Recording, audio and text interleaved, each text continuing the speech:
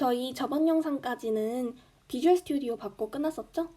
이번 영상부터는 제대로 HTML에 대해서 배워보겠습니다.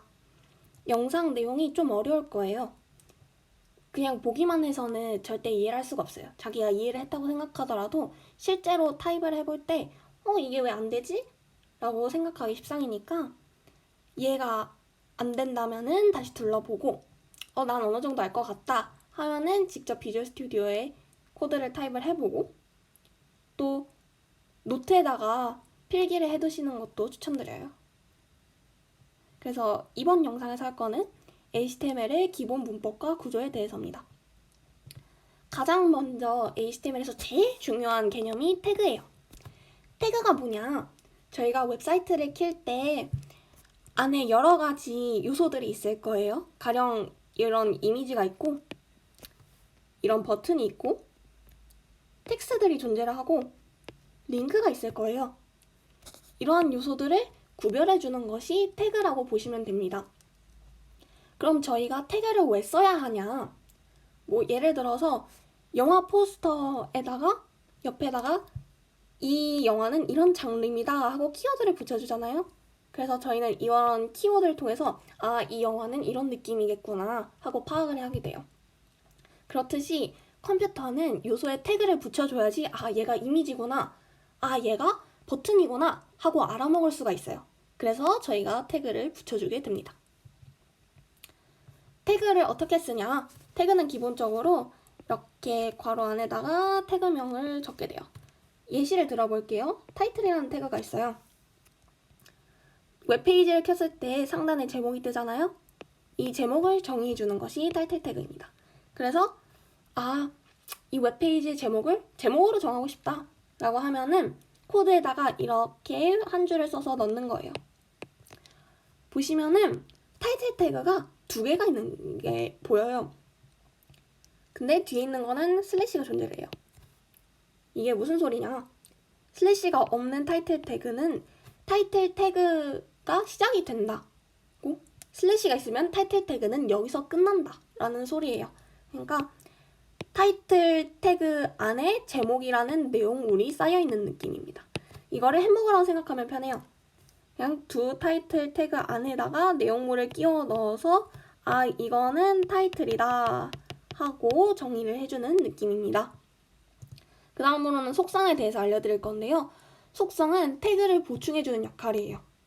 그래서 태그가 없으면 속성도 붙여줄 수가 없습니다. 보시면은 이렇게 태그를 정의하는 괄호 안에다가 속성을 추가된 것을 볼 수가 있는데요. 속성은 언제 쓰냐? 여러 가지 속성이 많지만은 그 중에서 저희는 id랑 클래스라는 속성을 굉장히 많이 쓸 거예요.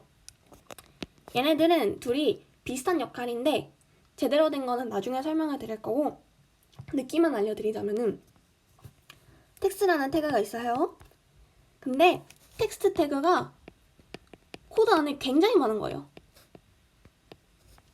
텍스트가 이러한 태그가 100개가 있다고 쳐요. 근데 얘네들의 스타일을 부여해주고 싶어요. 글씨를 꾸며주고 싶어요.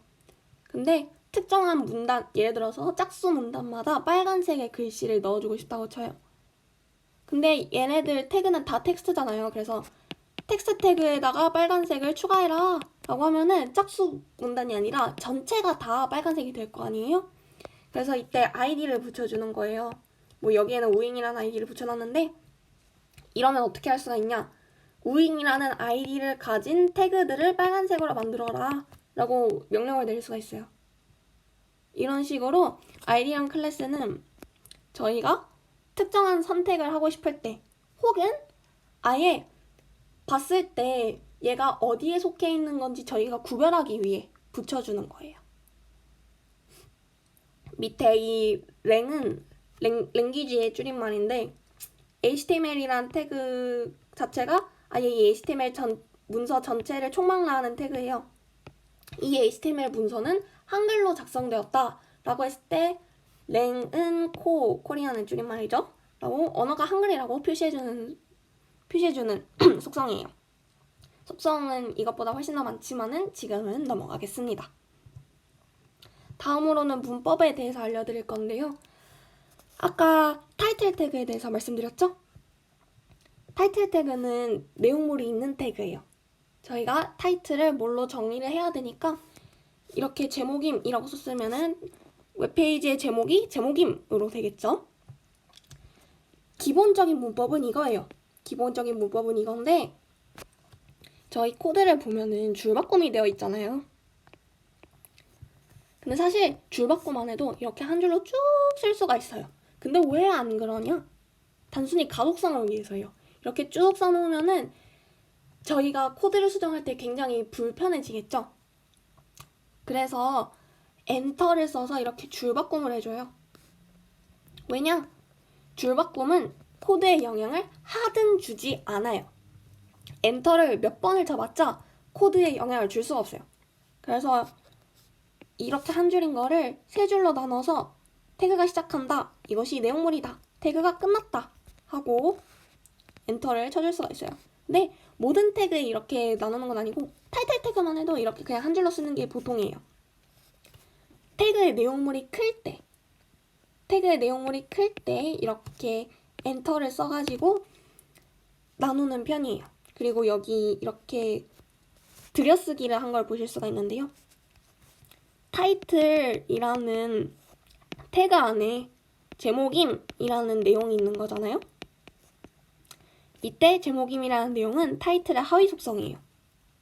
하위 속성일 경우에 이렇게 들여쓰기를 해서 얘는 하위 속성이다 하고 구별해 주는 거예요.